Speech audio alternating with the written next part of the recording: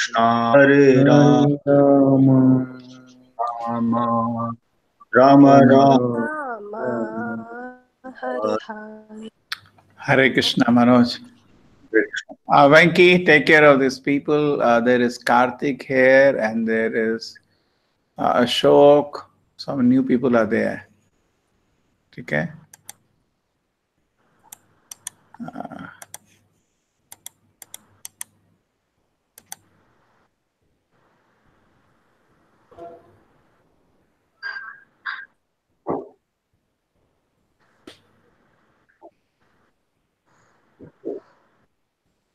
Okay, Hare Krishna.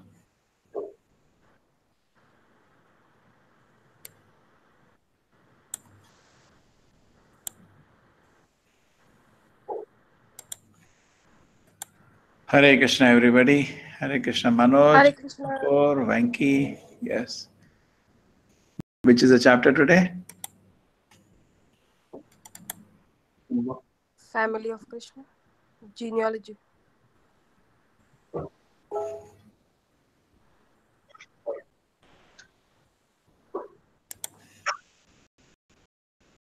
The genealogical table of family of Krishna.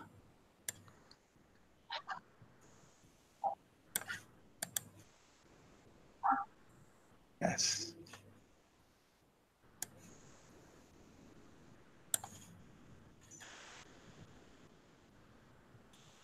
You can see that, Manoj?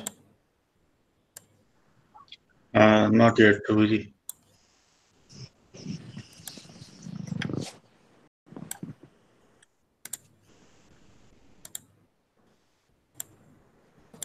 Check how is the window. Is it fine? Is it fine? Yes, yes, it's good. You are on a computer or a mobile? Computer, Prabhuji. Oh.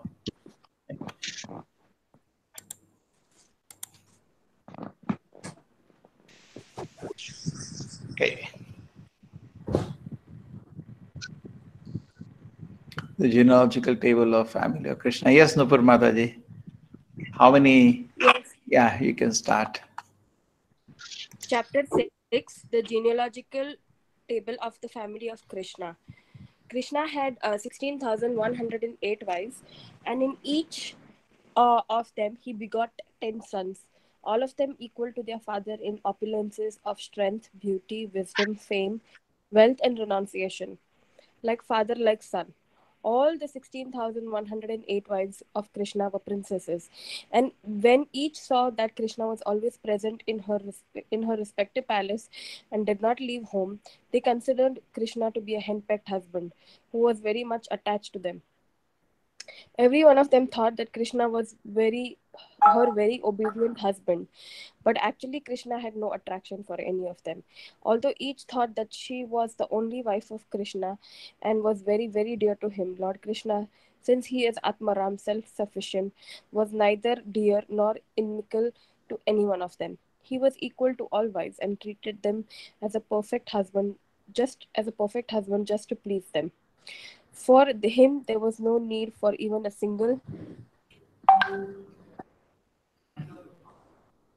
Why?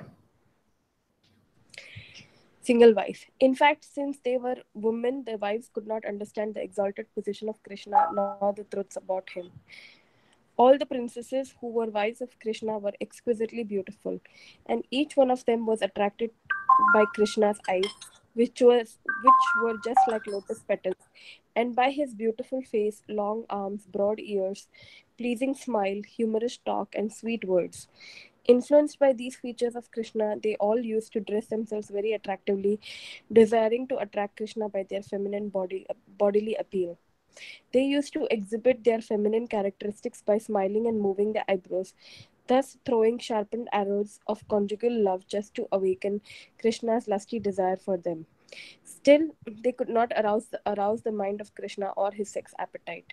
This means that Krishna never had any sex relations with any of his many wives, save and except to beget children. Okay, just wait. We are running. Okay. Ah. Hare Krishna. Venki, data वो 9 rupees 10 rupees का आता है for a day. You know that? One day you can, he's worried of his data. Today he joined afternoon Bhagavatam. Now in India, so cheap it is. ठीक है? एक दिन का package आता है, you can put. Okay. If you need, take care as a princess. So let us see from the beginning.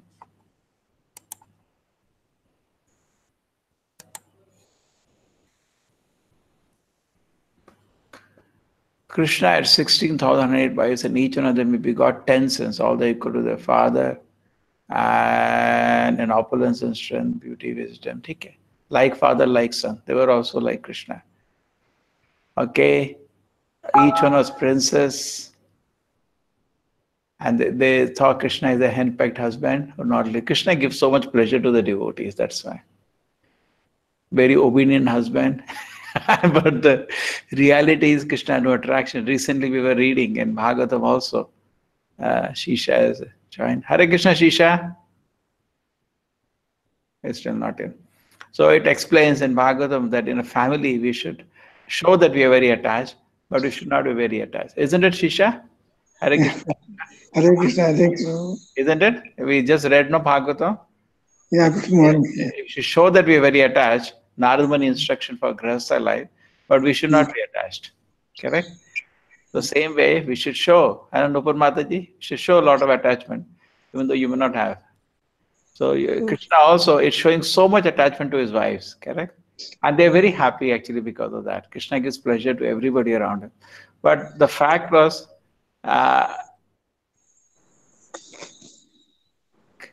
although each thought that she was the only wife of Krishna, each thought that they are the only wives of Krishna, correct? At the same time, Krishna is self-sufficient, neither dear nor inimical to any one of them. He was equal to all his wives. Interesting. And he just was pleasing his devotees. There's no need even for a single wife. In fact, they were women, the wives could not. Nupur Mataji, one comment, huh? They could not. Just as my mother says, हाँ आप सब ऐसा बोलते रहते because ये शास्त्र लिखो किसने आदमी ने लिखे हैं, so they always keep making fun of women. You know, you guys say the man, all are men only, so they keep make fun of women like this. Anyway, it's a general. Well, maybe, huh? Maybe we might not understand Krishna, but at least as women, maybe we might get to be with him. Yes, and another point is devotees. another point is that devotees are always humble. They don't take anything, you know. If somebody says you're not qualified, devotees don't mind it. Because by nature, devotees are humble. They never say, hey, why you're speaking like this? Anna Manoj? A devotee women don't speak like that. They tolerate. For him, there is no need even for a single wife. Okay. All the princess wives of Krishna were extremely beautiful. Yes, they were all Lakshmis. And they were attracted by Krishna's eyes, which just like lotus petals. And a beautiful face, long arms, broad ears, pleasing smile, humorous talks, and sweet words. They all used to dress themselves very attractively, desiring to attract Krishna by their feminine bodily appeal. They used to exhibit the feminine Krishna, smiling, moving their eyebrows, thus throwing sharpened arrows of conjugal love just to awaken Krishna's lusty desires for them. So they used to do that. Still, they could not arouse the mind of Krishna or his sex appetite. But Krishna had no sex relation, no sexual attraction, save except to beget children. So there is no, Maya cannot touch Krishna. Okay? This is very important to understand. Therefore, unless we have this feature, the heart is pure, we will not be able to understand Krishna dealings with his wife, and vice versa. If you are able to read Krishna's dealing with his wives, now today we are reading the chapter, with faith, then lusty desires is removed from the heart. That is the advantage of hearing Krishna's relation in because this is real love. And when Krishna, just like we saw Rukmini last time, how sweet is that? How sweet. Just by hearing that, our heart becomes free from lusty desires. Yes, Shisha, any comment on that? Yeah, Prabhuji. There is the advantage, no? Yeah, Prabhuji. Yeah. The more we hear Krishna's feeling, it's not that it is going to harm us. If it is heard in proper conscience with respect, oh, it is coming from scripture. Shukamuni is speaking, Prabhupada says Shukamuni is such a great brahmachari. Why will he speak ordinary dealing of man and woman? He will not speak. Correct? Narada is singing. They're all great brahmacharis. They're enjoying talking about this. Even Bhishma at the point of his death is remembering gopis. Isn't it? Such a strong brahmachari is remembering the gopis' love for Krishna. They are all, everybody is awed by their intense love for Krishna. Okay, so this Lakshmis or the gopis, their relation is Madhurya Rasa. And when you study Madhurya Rasa, because our heart is not clean, we may cast aspersions on Krishna, which is not good. So therefore, we should proper say, if you're reading Krishna Leela and your mind is becoming agitated, stop it immediately. You are not fit to read all this. You go chant Hare Krishna.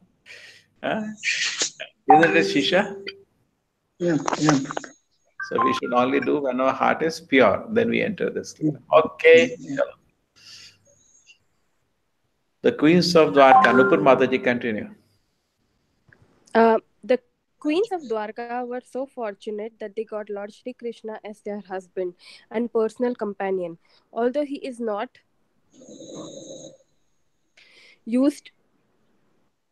Oh no. He used to What dress happened? themselves. What happened? Oh, sorry. The page changed. Although he... No. Although each one of them attracted by Krishna, which was just like lotus parent by beautiful face, long arm. Influenced, but they all. Yeah. I'm still on the other page. Okay. Now Queens I of Dwarka. Queens of Dwarka was so fortunate. I got it. Although he is not approachable by exalted demigods like Brahma, they remained together as husband and wife, and Krishna, as an ideal husband, treated them in such a way that at every moment there was an increase of transcendental bliss in their smiling exchanges, talking, and mixing together. Each and every wife had hundreds and thousands of maidservants. Yet when Krishna entered the palaces of his thousands of wives, each one of them used to receive Krishna personally by seating him in a nice chair, worshipping him with all the requisite paraphernalia, personally washing his lotus feet, offering him betel nuts, massaging his legs to relieve them from fatigue, fanning him to make him comfortable, offering all kinds of scented sandalwood pulp, oils, and aromatics, putting flower garlands on his neck, dressing his hair, getting him to lie down on the bed, and assisting him in taking his bath. Thus, they served always in every respect, especially when Krishna was eating. They were always engaged in the service of the Lord. Okay, Shisha, I muted you. Some echo was coming. When you're speaking, you unmute yourself. Okay. So the recording will be perfect. Okay, now, so they were personally taking care of Krishna. Imagine we take care of deities like this. That's an opportunity. Today we do not have opportunity to take care of Krishna. But at least we have opportunity. Krishna has come in front of deities with us, or in the form of holy name with us, isn't it? At least holy name is there for all of us. Take care of him very carefully. Hare Krishna, Krishna Krishna, Hare Hare, Hare Ram, Ram Ram, Hare Hare. So how do you serve the holy name? With respect, with devotion. Just hear attentively. That's all. And once you become qualified, then one day Krishna will personally come and you take care of him like this. Just imagine. Any house, I don't think this happens. Every day, smiling glances. Every moment there is increase of transcendental bliss. Every moment there is more fight. Talking, mixing together. This word is only a reflection of the spiritual world. So everything is only a shadow. But with Krishna, it's reality. Even though there are hundreds and thousands of maidservants, they were running to personally serve him. Okay?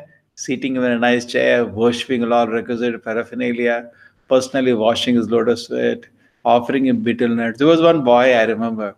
He read all this and he told his wife, you have to do this. Oh my God. Oh my God. Yeah, you should tell every day, get up in the morning, touch my feet, wash my feet. She told him, what would I do? He reading all this. But then is he or what? So the massaging is... see, people can read all this and do whatever they want. Really take fanning him to make him comfortable. He used to say, I do all these things, offering him all kind of sandal oils, aromatic, getting you to lie on bed, assisting you taking his bath. So anyway, the point is that you see, this is the reality. And we are in the world of reflection. In the spiritual world, it's not that husband and wife are not there, we are married. But Krishna is there in the center. Okay? They're served always in every respect with Krishna, even when Krishna, particularly when Krishna was eating. So we should also, at least in the deities, Shisha is also serving deities, those are serving deities. Very carefully, we should do all the sevas, correct? Okay? And then when you do that properly, one day, you'll get a chance to serve Krishna personally. Yes, Shisha, I'm sorry I muted you. You can unmute yourself. Yeah. Yeah. You wanted to say something? Yeah. We can also dream like that we are served, but we are also not. Yeah. But actual service is only for Krishna. It should be Krishna centric. Yeah. Whole idea is that let us be Krishna centric. Otherwise, we tend to start imitating this position. That is not true. Correct? Yeah.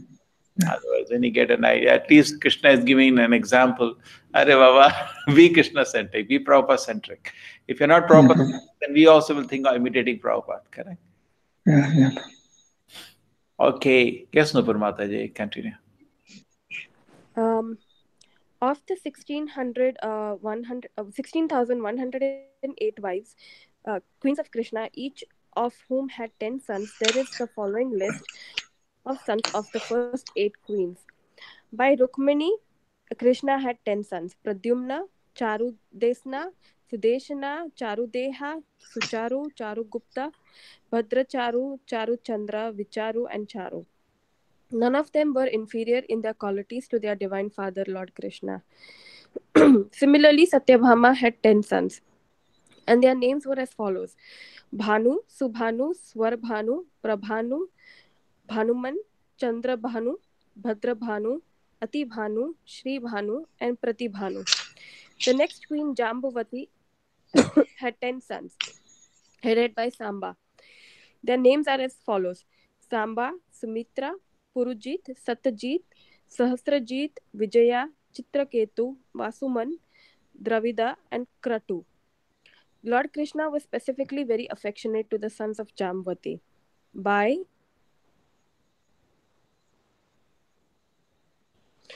his wife Satya, the daughter of King Nagnajit, Lord Krishna had 10 sons.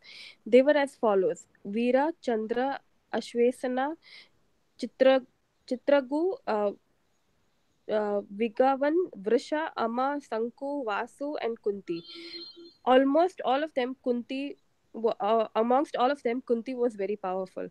Krishna had 10 sons by Kalindi, and they were as follows: Shruta, Kavi, Vrisha, Veera, Subahu, Bhadra, Shanti, Darsa, Purnamas, and the youngest Somaka.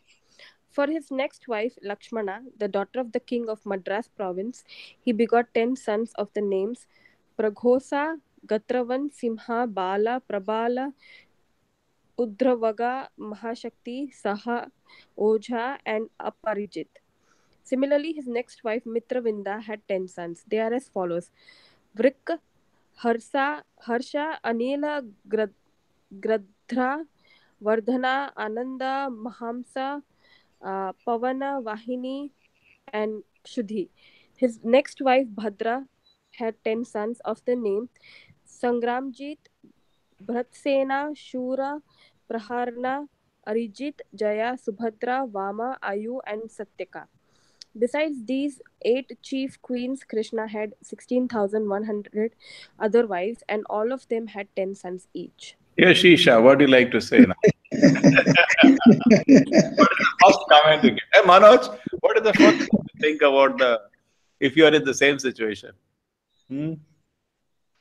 Yeah, Prabhuji, that's if we are in the same situation, that's unmanageable.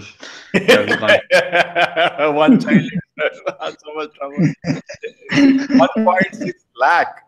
And then each son had 10 children. So you have that many grandchildren also. Just imagine. What is the first problem I will have? I will not be able to remember the name. That is my first problem. I cannot remember the name of 1.6 lakh children. No way. Huh? Shisha? Yes. No. Even 10 children, people struggle to remember their names. They are 1.6. That really is first. And another thing which I always is saying that many people say this is mythology. I tell you, if you have to make a composition like this and you have to write the name, this name, he has written 80 names now. It takes you to scratch your head to bring out 80 names. It's not easy to give 80 names like this, isn't it? Huh? Yeah. Even you have to create hypothetical name, it takes a lot of labor. Why will somebody do all this? These are all actual. And these names are not here. They crisscross all of the Puranas, Upanishads. These names are there.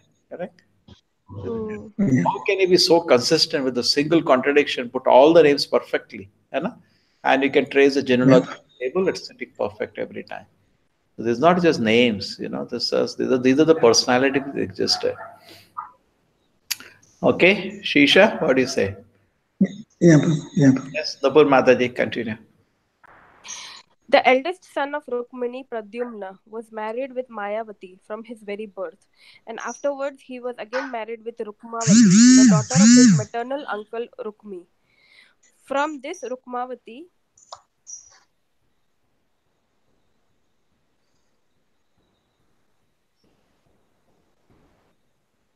Pradyumna had a son named Aniruddha. In this way, Krishna's family, Krishna and his wives, along with their sons and grandsons, and even great grandsons, all combined together to include very nearly 1 billion family members.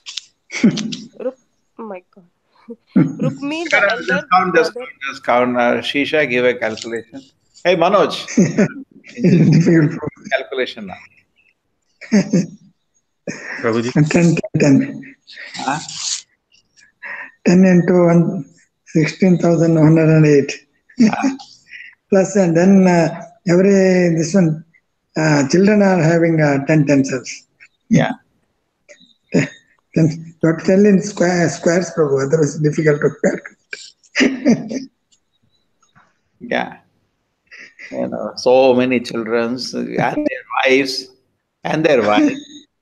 Correct? If a family members, so it's basically in millions, and we can proper say it's touching 1 billion now. You can sit and calculate. Basically, massive family, massive family. So Dwarka has to be very big, no, Shisha? It's very big. Yeah. Yeah. Prabhu. People. India's population is 1 billion now. Basically, it has to be very big. Dwarka has to be very big.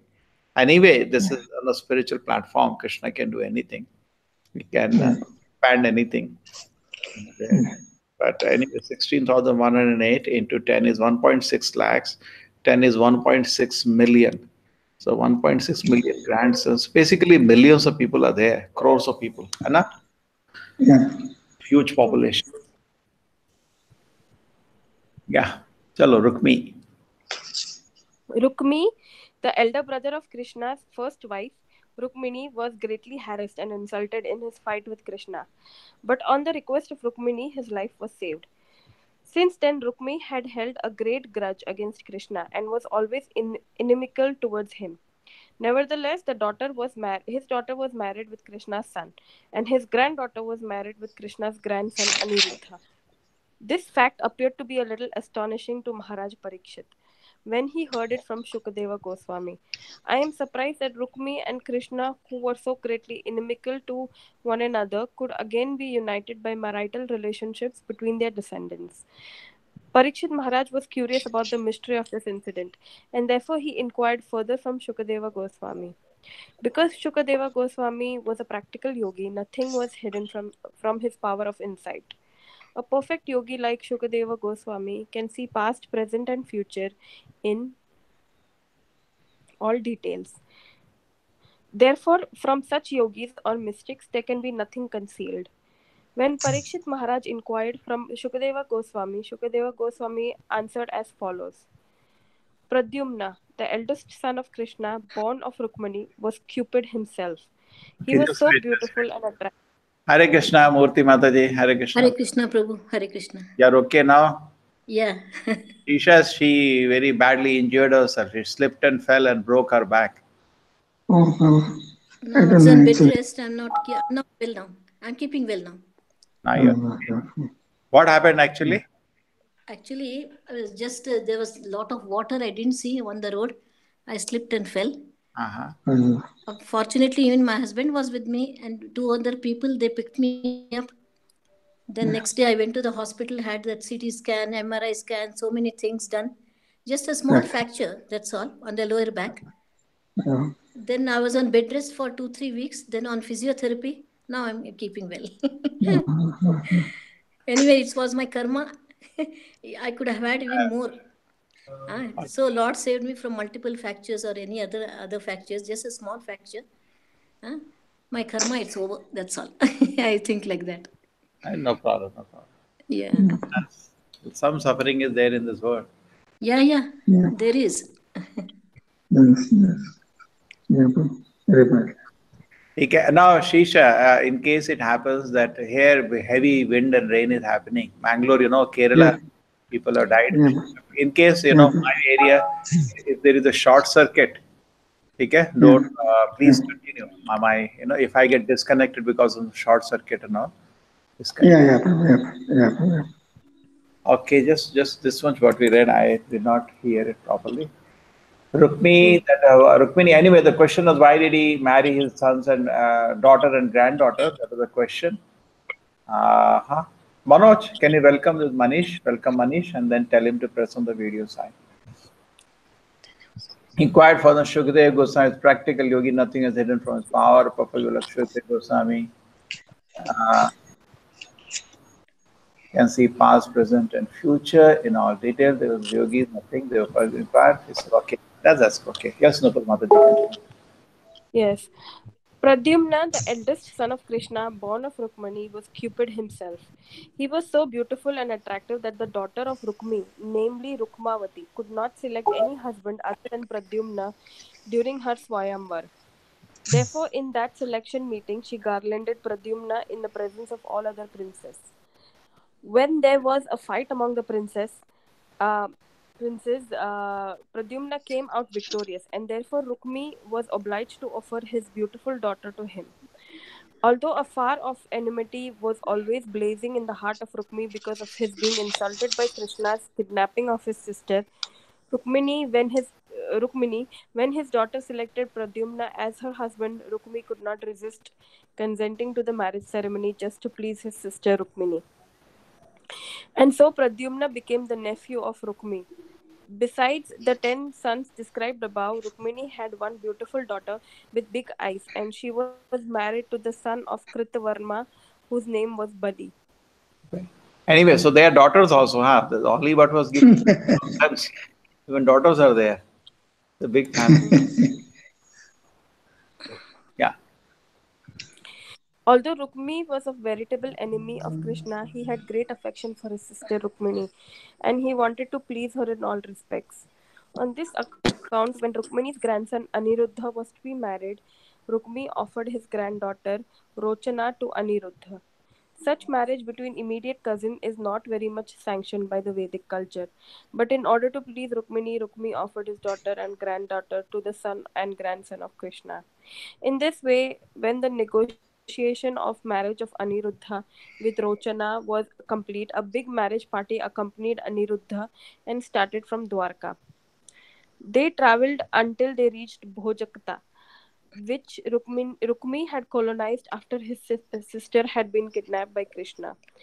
This marriage party was led by the grandfather, namely Lord Krishna, accompanied by Lord Balaram, as well as Krishna's first wife Rukmani, his son Pradyumna, Jambati's son Samba, and many other relatives and family members.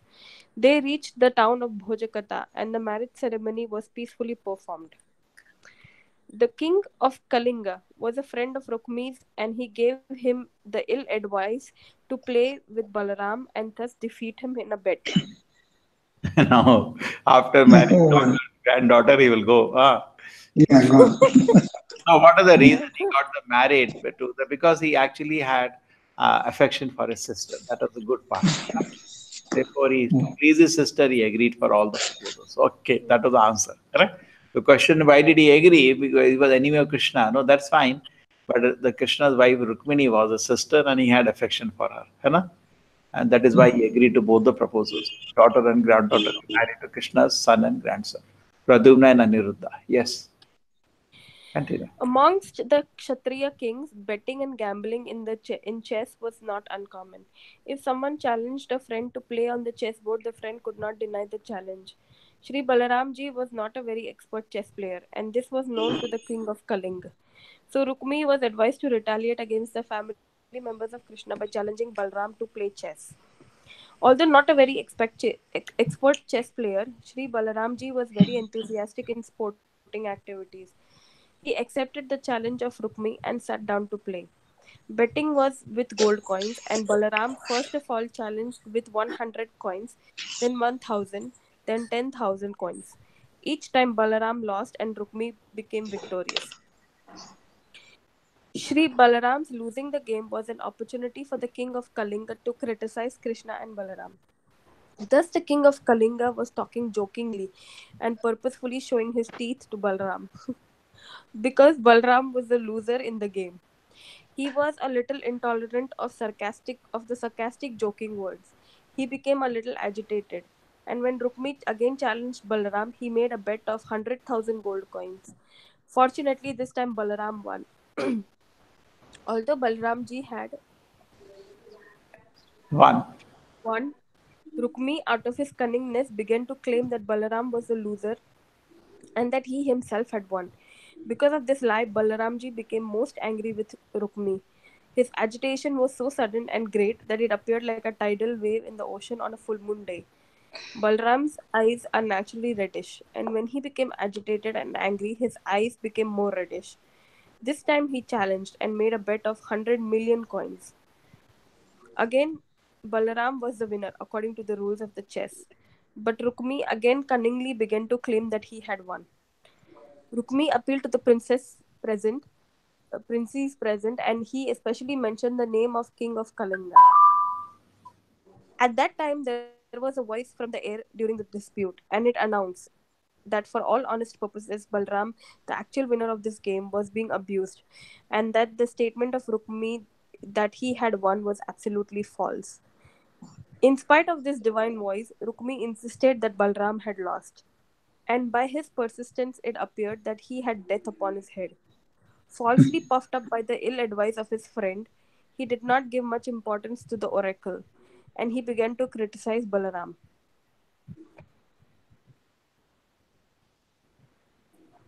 Balaramji. He said, "My dear Balaramji, you two brothers, cowherd boys only, may be very expert in tending cows, but how can you be expert in playing chess or shooting arrows on the battlefield? These arts are well known only to the princely order."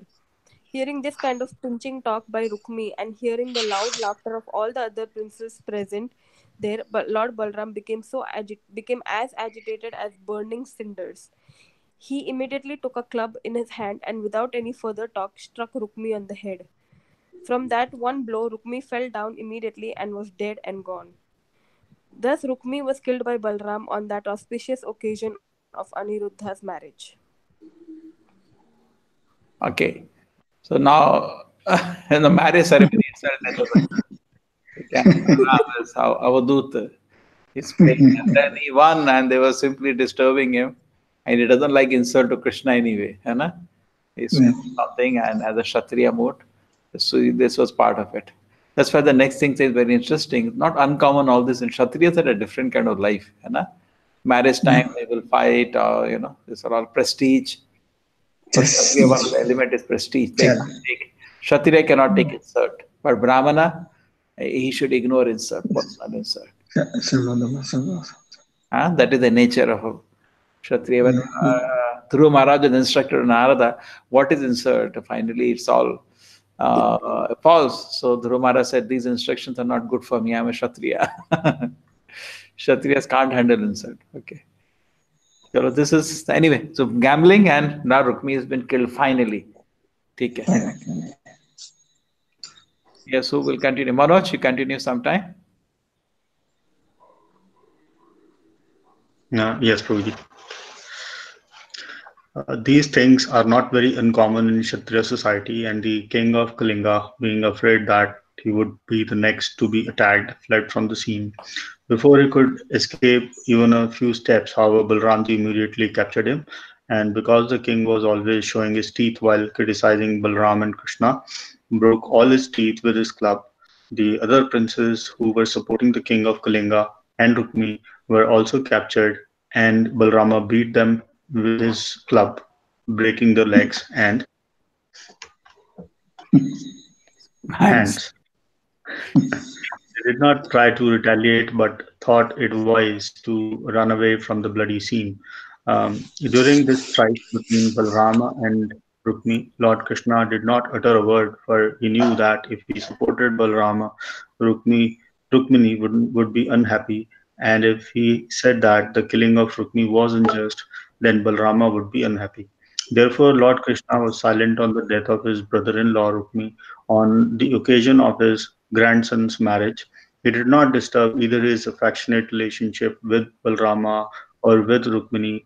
After this, the bride and the bridegroom were ceremoniously seated on the chariot and they started for Dwarka, accompanied by the bridegroom's party.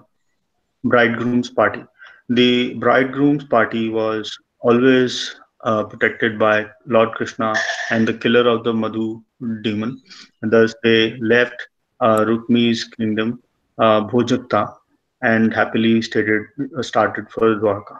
The Sansi Bhakti Vedanta book, second volume, sixth chapter, Krishna, the genealogical table of family of Krishna. So you got a small glimpse of, and he had to do all these things, marry sons, grandsons, protect them sometimes. Chalo, we go to the next chapter. Manoj, continue. Meeting of Usha and Aniruddha. The seventh chapter, meeting of Usha and Aniruddha. The meeting of Aniruddha and Usha, which caused a great fight between Lord Krishna and Lord Shiva, is a very mysterious and interesting. Maharaj Parikshit was anxious to hear the whole story from Shukadeva Goswami, and thus Shukadeva narrated it. My dear king, you must have heard the name of King Bali. He was a great devotee who gave away in charity all that he had, namely the whole world, to Lord Vamana, the incarnation of Vishnu as a dwarf Brahmana. King Bali had 100 sons, and the eldest of all of them was Banasura. Just wait. This great Just wait, Manoj. So now meeting of Usha and Aniruddha. Now Banasura, okay, now Shiva will come to fight. Krishna, not Shiva, interesting. It's a very mystery. See, all cause disturbance, isn't it, Shiva? Our analysis. Lord Shiva came to cause disturbance, but generally Shiva will not disturb because he's a pure devotee in any condition, correct? So he's not ordinary Devata. So that way he has participated in Krishna's pastime.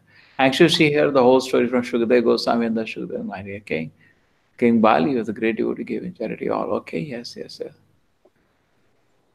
Was Banasura. The Banasura is the son of Bali. Okay. That's Bali. King Bali. Yeah, Bali. Bali, that Vamana Avatara. Yes, that is. Yes, I can continue, Manoj. This great hero, Banasura, born of Maharaj Bali, was a great devotee of Lord Shiva and was always ready to render service unto him. Because of his devotion, he achieved a great position in society and he was honored in every respect. Actually, he was very intelligent and liberal also, and his activities are all praiseworthy because he never deviated from his promise and was upon a. He was very truthful and fixed in his vow. In those days, he was ruling over the city of Sonitapura. By the grace of Lord Shiva, Banasura had 1,000 hands, and he became so powerful that even demigods like King Indra were serving him as most obedient servants. Interesting. This way. Okay, he was a great devotee of Lord Shiva and he became very powerful. And overall, he had some qualities also: intelligent, liberal, and very person of the world of honor, very truthful, fixed in his vow. And he pleased Lord Shiva and he had 1,000 arms. And King Indra was serving him as obedient servant. Even Indra used to run. Yes. Okay. Continue, Manoj. Long ago, when Lord Shiva was dancing in his celebrated fashion called Tandava Nitya, for which he is known as Nataraja, Banasura helped Lord Shiva in his dancing by rhythmically beating drums with his 1000 hands. Lord Shiva is well known as Ashutosha, very easily pleased, and he is also very affectionate to his devotees.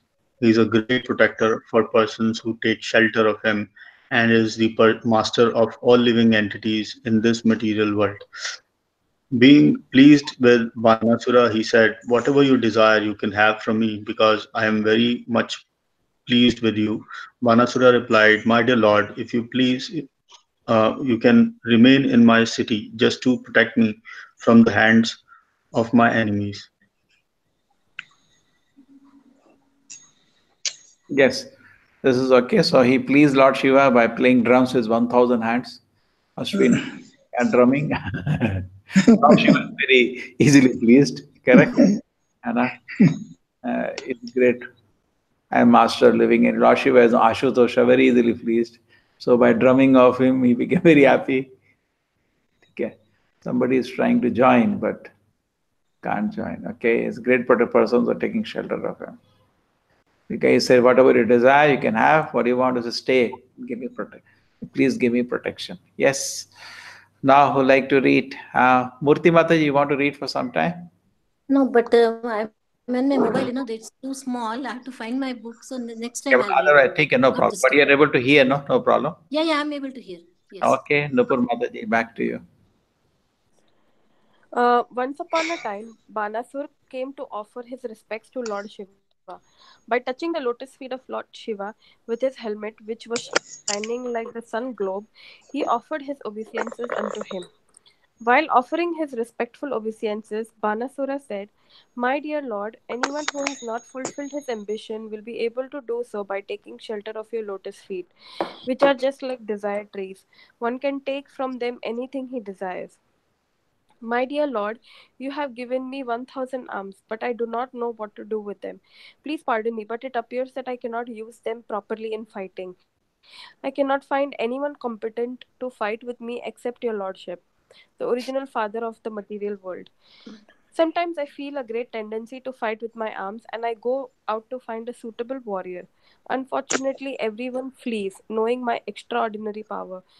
Being baffled at not finding a match, I simply satisfy the itch of my arms by beating them against the mountains. In this way, I tear many great mountains to pieces." Lord Shiva realized that his benediction had become troublesome for Banasura and addressed him. "You rascal, you are very eager to fight, but since you have no one to fight you are distressed. Although you think that there is no one in the world to oppose you except me, I say that you will eventually find such a competent person. At that time your days will come to an end, and your flag of victory will no longer fly. Then you will see your false prestige smashed to pieces." After hearing Lord Shiva's statement, Banasur became very puffed up with his power. He was elated that he would meet someone who would be able to smash him to pieces. Banasura then returned home with great pleasure, and he always waited for the day when the suitable fighter would come to cut down his strength. He was such a foolish demon. It appears that foolish demonic human beings, when unnecessarily overpowered with material opulences, want to exhibit these opulences, and such foolish people feel satisfaction when these opulences are exhausted. The idea is that they do not know how to expand their energy for the right causes, being unaware of the benefit of Krishna consciousness. Actually, there are two classes of men. One is Krishna conscious and the other is non Krishna conscious. The non Krishna conscious Man. men are generally men are generally devoted to the demigods, whereas the Krishna conscious men are devoted to the supreme personality of Godhead. Krishna conscious person utilize everything for the service of the Lord. The non-Krishna conscious persons utilize everything for sense gratification, and Banasura is a perfect example of such a person. He was very anxious to utilize for his own satisfaction his extraordinary power to fight. Not finding any combatant, he struck his powerful hands against the mountains, breaking them into pieces. In contrast to this, Arjuna also possessed extraordinary powers for fighting, but he utilized them only for Krishna. Okay, just understand this much. The difference between Krishna conscious and non-Krishna conscious person. Ha. You have some time? Going on. Last, fourth one is going on. 3 are done. Yeah, good.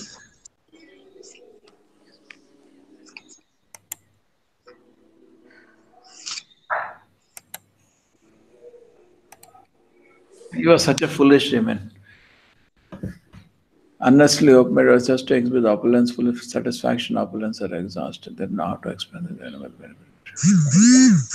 Yes, Krishna conscious and non-Krishna conscious. The sound we are hearing, no, that is somebody trying to join in. But somehow this thing don't work for everybody. Power, you let someone who was able to smash him to pieces. Just imagine, devotee has only one ambition in life, to see Krishna face to face. And he knows that there is some disqualification because I'm not able to see Krishna face to face. Isn't it? Only thing separating me from Krishna is my disqualification. Krishna wants to come and be with me, but I have so much strong material desires. And material desires means an enjoyment independent of Krishna. So I don't want Krishna.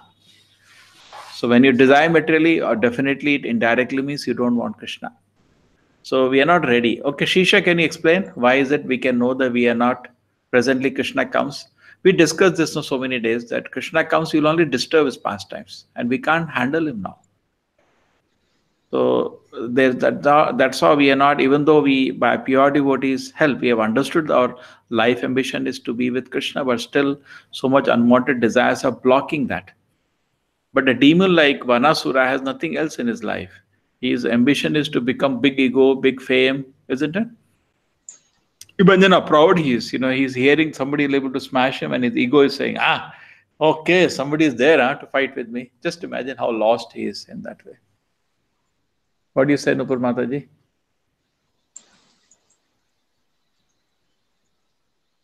Hare Krishna, Manoj, you can hear me? Yeah. What do you say? Yes, Prabhuji. I think, the dirt in the heart, right? So we are not able to appreciate whatever Krishna has given us, what to use for. So, if either we are with Krishna or against. And that's the only desire we have, to be with Krishna. And we know if we are not able to see Krishna, it is our own limitation, isn't it? That's right. But now the joke is that look at Banasura, other side of it. He know Krishna conscious nothing. He got some power and he just imagine that's all his life.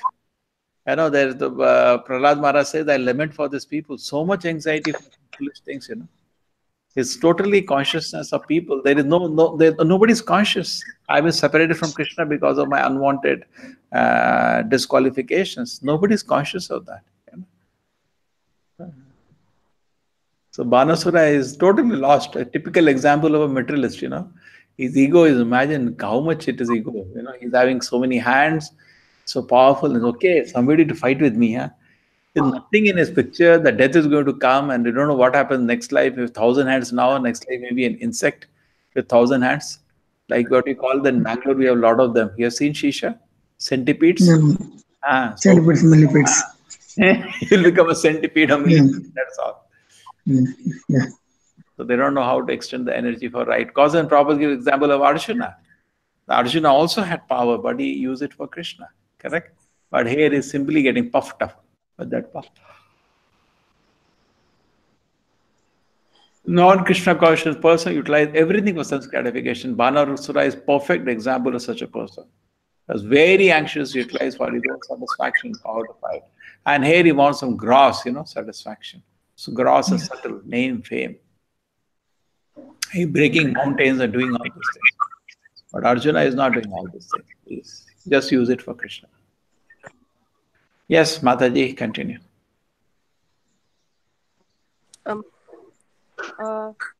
Banasura had very beautiful daughter, whose name was Usha. She had attained the age of marriage and was sleeping amongst her many girlfriends. She dreamt one night that Anuruddha was by her side and that she was enjoying a conjugal relationship with him, although she had never actually seen him or heard of him before. She awoke from her dream, exclaiming very loudly, "My dear beloved, where are you?" Being exposed to her friends in this way, she became a little bit ashamed. One of Usha's girlfriends was Chitralekha, who was the daughter of Banasura's prime minister. Chitralekha and Usha were intimate friends, and out of great curiosity, Chitralekha asked, "My dear beautiful princess, as of yet you are not married to any young boy, nor have you seen any boys until now. So I'm surprised that you are exclaiming like this. Who are you searching after? Who is a suitable match?" Okay, just you can understand. My dear beloved, is a dream, in a dream she shouted. Okay, okay, and she dreamt of Aniruddha and she started. So anyway, so she started saying, "My dear beloved," what she said, "where are you?" So they were all surprised. Okay, you're not married. You have not even seen any boys until now. Oh my God. Totally protected in the palace. Okay. How you are saying like this. Okay, interesting. Yeah. Then. On hearing Chitralekha's inquiries, Usha replied, "My dear friend, in my dream I saw a nice young man who is very, very beautiful. His complexion is swarthy. His eyes are just like lotus petals, and he is dressed in yellow garments. His arms are very long, and his general bodily features are so pleasing that any young girl would be attracted. I feel so much pride in saying that this beautiful young man was kissing me, and I was very much enjoying the nectar of his kissing. I'm sorry to inform you that just after he disappeared, and I have been and I have been thrown into the whirlpool of disappointment. My dear friend, I'm very anxious to find this wonderful young man, the desired lord of my heart." Okay. So anyway, After so he has got very attracted to. Uh, See, this both got stolen a shisha, interesting, from the palace. Pradumna Yeah. also, and now Aniruddha, Yeah. isn't it? Yeah. Yeah. Yeah. After hearing Usha's words, Chitralekha immediately replied, "I can understand your bereavement, and I assure you that if this boy is within these three worlds, the upper, middle, and lower planetary systems, I must find him for your satisfaction. If you can identify him from your dream, I shall bring you peace of mind. Now, let me draw some pictures for you to inspect, and as soon as you find the picture of your desired husband, let me know. It doesn't matter where he is, I know the art of bringing him here. So, as soon as you identify him, I shall immediately arrange for it." Chitralekha, while talking, began to draw many pictures of the demigods inhabiting the higher planetary systems. Then the pictures of Gandharvas, Siddhas, Charanas, Panangas, Daityas, Vidyadharas, and Yakshas, as well as many human beings. The statement of Bhagavatam and other Vedic literature prove definitely that on each and every planet there are living entities of different varieties. Therefore, it is foolish to assert that there are no living entities but those on this earth. Chitralekha painted many pictures. Among those of the human beings was the Vrishni dynasty, including Vasudev, the father of Krishna, Surashen, the grandfather of Krishna, Sri Balaramji, Lord Krishna, and many others. When Usha saw the picture of Pradyumna, she became a little bashful. But when she saw the picture of Aniruddha, she became so bashful that she immediately lowered her head and smiled. Having found the man she was seeking, she identified the picture to Chitralekha as that of the man who had stolen her heart. Chitralekha was a great mystic yogini, and as soon as Usha identified the picture, although neither of them had ever seen him or knew his name, Chitralekha could immediately understand that the picture was of Aniruddha, a grandson of Krishna. That very night, she travelled in outer space and within a very short time reached the city of Dwarka, which was well protected by Krishna. She entered the palace and found Aniruddha sleeping in his bedroom on a very opulent bed. Chitralekha, by her mystic power, immediately brought Aniruddha in that sleeping condition to the city of Sonitapura, and that Usha might see her desired husband. Usha immediately bloomed in happiness and began to enjoy the company of Aniruddha with great satisfaction. The palace in which Usha and Chitralekha Just lived was so well fortified. Yeah. wait. I was typing something I didn't hear.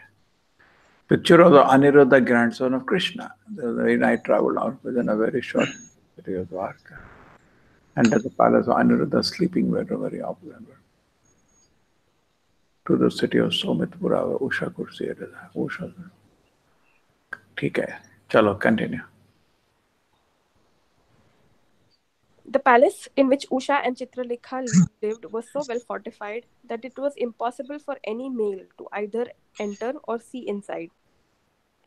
Usha and Aniruddha lived together in the palace, and day after day the love of Usha and Aniruddha grew 4 times upon 4 times. Usha pleased Aniruddha with her valuable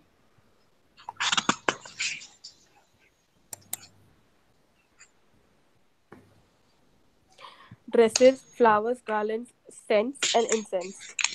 By his bedside sitting by his bedside sitting place were other paraphernalia for residential purposes. Nice drinks such as milk and sherbet, and nice eatables which could be chewed or swallowed. Above all, she pleased him with sweet words and very obliging service. Anuruddha was worshipped by Usha as if he were the supreme personality of Godhead. By her excellent service, Usha made Aniruddha forget all other things and was able to draw his attention and love upon her without deviation. In such an atmosphere of love and service, Aniruddha practically forgot himself and could not recall how many days he had been away from his real home. In due course of time, Usha exhibited some bodily symptoms by which it could be understood that she was having intercourse with a male friend. The symptoms were so prominent that her actions could no longer be concealed from anyone. Usha was always cheerful in the association of Aniruddha, but she did not know the bounds of her satisfaction. The housekeeper and the watchman of the palace could guess very easily that she was having relations with a male friend.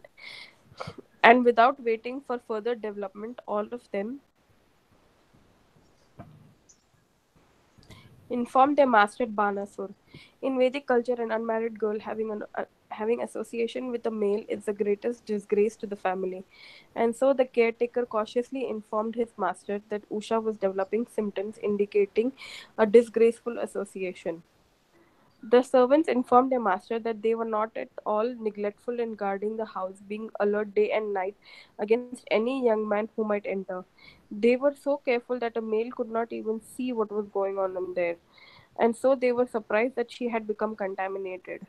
Since they could not trace out the reason for it, they submitted the whole situation before their master. ठीक है, this much is fine. Shisha? Yeah, bro. ठीक है. Manoj? Yeah. No? So that friend has brought Aniruddha there. What is the name of that friend? Yogini? Chitralekha. Huh? Chitralekha. Chitralekha. Chitralekha. Yeah, great. Chalo, Mataji is hearing everybody. Chalo, continue. Yeah. Banasura was shocked to understand that his daughter Usha was no longer a virgin maiden.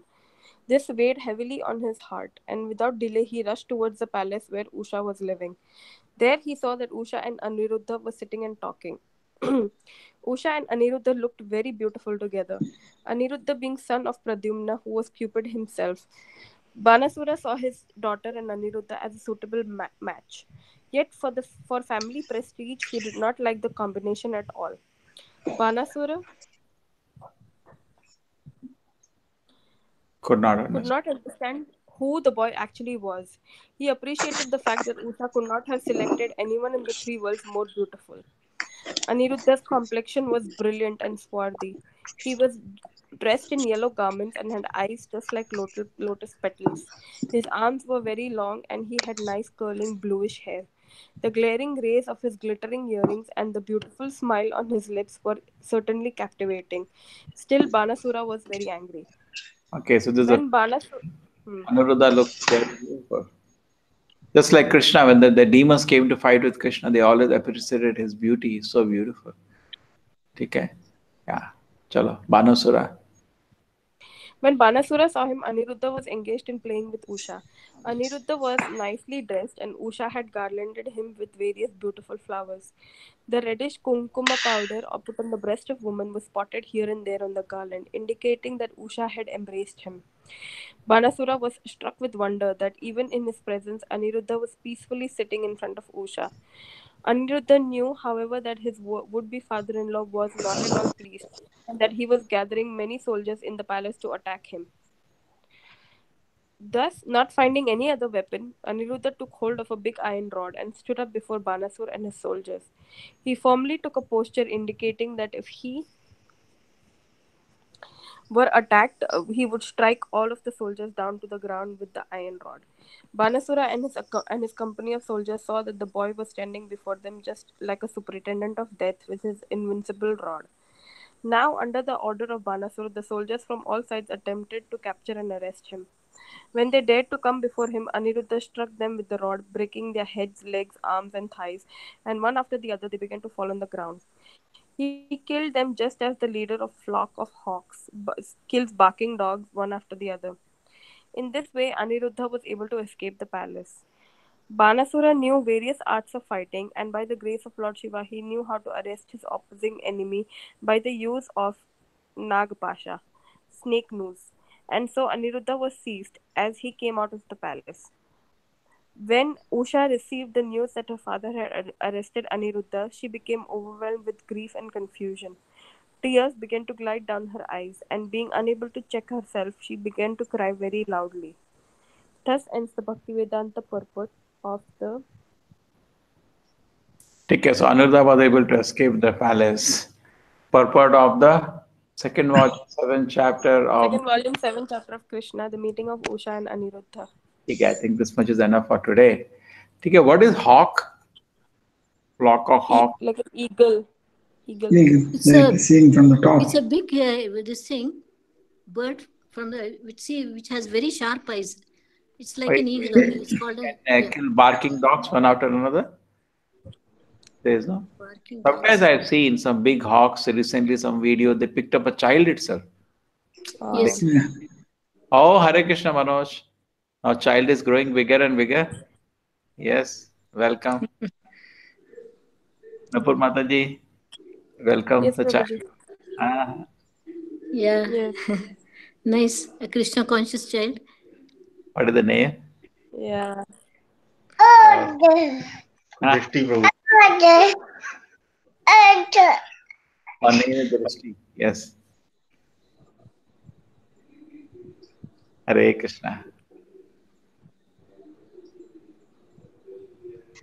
Okay, so anyway, so she became very disturbed. Now, so Hawks, okay, so company of soldiers, he fought and he was trying to run away from the palace to escape. The whole army is about to attack him. But Banasura had used Nagapasha, but Lord Shiva had given him various weapons, snake, nose, and he was, okay. And she became to cry very loudly. This is what has happened. Okay, so what do we learn today? A big 2 chapters we have done.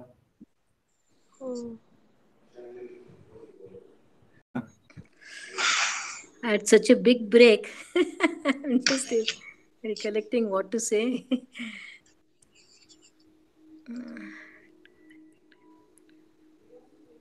Murti Mataji, some Mahavara sent some message, general message to everybody about Yes. health, about the health of Maharaj. I'll send it to you.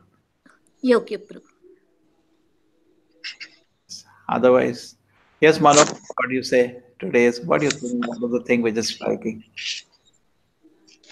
Prabhuji, in the first chapter, we learned that Krishna was the ideal. Learned again that Krishna was the ideal householder, right? So maintaining such a big family and without any faults. So that describes his greatness. And in the second chapter, we learned about Banasura, what we should not do with whatever Krishna has provided us with. We should use in the service of Krishna rather than getting puffed up about our strength. It should be a pleasure, of Krishna. Suppose you are a king and you're powerful, okay, that's it. That's your grace, your karma. but then Krishna's grandson wants to marry, you should be very happy, isn't it? Yeah. Blessed. You're getting relationship with Krishna, an opportunity to serve Krishna, isn't it? He should offer his daughter to Krishna. Instead of that, he's getting envious and he wants to, show so-called anger of the Lord. Yes. Shisha, you like to say something?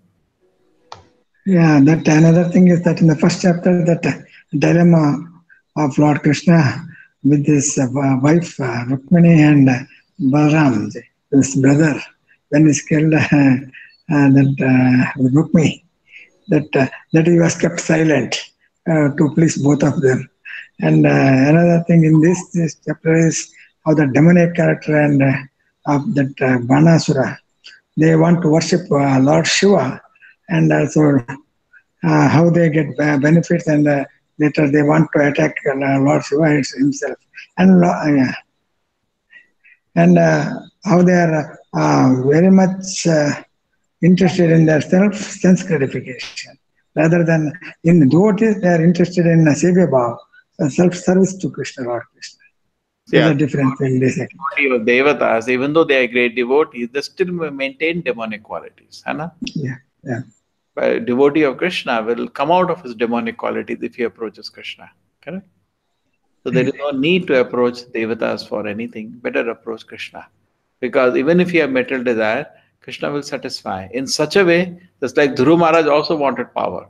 But Krishna satisfied him in such a way, he wanted position, big. Yes. But Krishna said it in such a way that he became a great devotee also. Yes. But going Yes, to Devatas is not going to help, He remained a demon. Yeah. Right. But Banasura then actually has got an benediction also from actually that any family member of Prahlad Maharaj, descendants of Prahlad Maharaj, they'll be protected by the Lord. Yeah. So anyway, because he's a Prahlad Maharaj, there will be some mercy on him. Therefore, Krishna will not. Yeah, he will get that man. Gives his daughter to Aniruddha. Now fight will happen between Banasura and Krishna will start cutting his hands, and Shiva will not be able to do it. And then Jara will come. The devotee about to be killed will come to pray to Krishna, and then Krishna will spare Bana and he'll tell, anyway, I'm not going to kill him, But the whole pastime shows Lord Shiva is subordinate to the Lord. Many people think that, see, Brahma subordinate and Indra subordinate, people agree, but Shiva, they don't agree, many people, so they don't understand. So this pastime of Krishna, isn't it an arrangement to show that actually even Devata like Shiva is subordinate to Krishna? Like Indra, Brahma, Shiva all came to counter Krishna and Krishna defeated all of them, isn't it? Yes. Isn't it an arrangement that Krishna showed when his pastime? They're all my servants. Yes. Another thing that is told is that when Banasura was praying to Lord Shiva, he was the creator of the universe. That's also true. Actually, in sense, when Karanodaya Vishnu glances on this one, and the external energy, that Shambhu becomes this one, union with that Durga Devi, and the creation of this material world takes place. Yeah. According to Brahma Samhita. Hello. Then Murthy Mataji, because Yes, Prabhu. your voice is very nice, but sometimes we are not hearing, clear? Yeah. Some words, so now we could not hear. Okay. Shisha has an expensive headphone.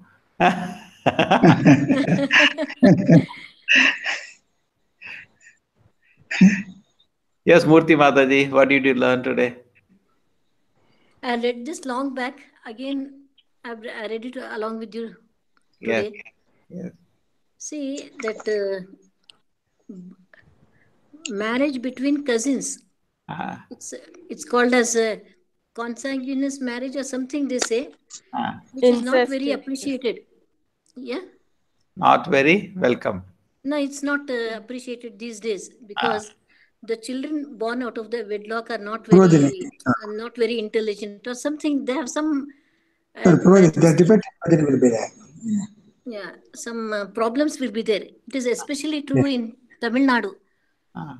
own cousins Oh, or very near relatives, they get married. Tamil Nadu is very, very near. In North Karnataka also, that even Karnataka, it used to be, now they have people North don't do it now. Karnataka, North Karnataka, that they are, yeah, most of them they give it to the relatives, Yeah. mama. Yeah. Yeah, that is also true. But it's not actually good, they say, according to medical point of view, isn't it? Okay. Shisha Prabhu? So, Yeah, people getting married like that. Okay, Krishna married Rukmini, and Krishna's Son, son Pradyumna Pradyumna. married who? He married His cousin, His girlfriend, who is she? Rukmavati. and then what is Mayavati, two wives, Pradyumna, that Mayavati and Rukmesh, that Rukmavati. Okay. And yeah. And I knew that two wives that already married, that Rukmi is the granddaughter, Rochana. that Usha. Rochana, and also Usha. Yeah. Rochana. Okay. Okay. So it is mentioned there, no? Prabhupada mentioned. Generally not done. Generally not done. But It's not. every rule is an exception. So that's, Yes. it was not a regular thing, but every rule is an exception. Correct? Yes, yes. Such I marriage. wonder why it happened during Yeah. Krishna's times also. No, such marriage between immediate cousins not very much sanctioned by the Vedic culture. Yes, yes. But in order to please Rukmini offered a daughter and granddaughter to the sons of Krishna. You see, the devotees of Krishna or devotees Krishna breaks anything you want. Okay. It's not the way, but Krishna allows. He says no. He also was not very happy with it when this was about to happen, Rukmi. But still, because he was so attached to Rukmini, he said, okay, fine, let it be. And Krishna, transcendently, he's attached on a material Krishna that is transcendental. Krishna, in the cave, Krishna would have come, Aniruddha wants to marry. Okay, so Krishna allows sometimes devotee things which are extraordinary, he allows. Krishna can create an exception. Yeah, like holding that one chakra to this one, Bhishmadev. Yeah, and it's just like, and at the same time, you may say that there are some problems which happen, that Krishna is there. He'll take care of the DNA and all the problems.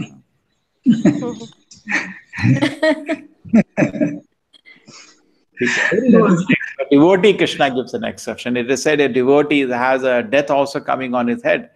And if there is some service to Krishna and he prays, Krishna, I want to finish this service before I die, Krishna can change it. Anna? What is it? Anything can be stopped by Krishna. So I mean, it is his wish and his will. Whatever he wants, he'll do. Yeah. So anyway, so this is fine. Yeah. But don't take as an exception, as an example. They said here, this is not regular. Correct? By Vedic culture, this what you said, Mataji, is correct. Said not very much sanctioned by the Vedic culture. Yes. That has been said, mentioned there. So provided it mentioned, the Bhagavatam mentioning, because this should not be done. Correct? But God was there, Krishna can create an exception if he wants. So that's what has happened. Yes. Okay, otherwise things are fine here. And Krishna did not speak anything. Shisha pointed out, because Balaram and Rukmi, what to say? If he says Balaram didn't do this, he'll get upset. So either way, both are on the opposite side. So he's silent here. He neither praised Balaram, neither scolded him, kept silent. Banasura. Krishna is perfect diplomat also. Yes. So anyway, this Usha Aniruddha, and this goes on. And see. Yes. Okay. Thank you very much. 10:28, 2 minutes. Anything? So Mataji, Murti Mataji, how's your health now? You will come for Janmashtami? Yeah, I'm okay. Just a little more days of rest. I'm going for physiotherapy exercises, which is making me do. Yeah, see, the point why I'm telling, I've taken a guest house behind the temple now. You can always come. I'm trying to come, Prabhu, for the Janmashtami. Please come, Mataji. Yeah, sure. Nice to meet you all. I'm just simply waiting to meet all of you. Yes. Prabhu, what happened to that this thing, Guru Maharaj's health? Jai Mata Ka Swami No, ji? no. Help me. Some update has come from Mahabharata. I'll send it to you. Okay. Okay, Prabhu. Overall updates. What's the present situation? Update, okay. Okay. That's Okay. everything is fine. Thank you, Prabhu. Fine, but updates keep coming. Okay. Okay. Yes, Manoj, Hare Krishna. Hare Krishna, Hare Krishna. Thank you, Prabhuji. Krishna Nopo, Hare Krishna Mataji. Hare Krishna, Yes, Prabhuji. Prabhu. Hare Krishna. Hare Hare Krishna Mataji. Hare Krishna, Prabhu. Hare Krishna, Mataji. Hare Hare Krishna, Prabhuji. Hare Hare Krishna. Hare Hare Krishna from my side also. Hare Krishna Drishti. Hare Hare Hare Krishna. Don't worry, after some time, you'll all come to Mangalore. We'll meet. Jai. Hare Say Jai. Ah.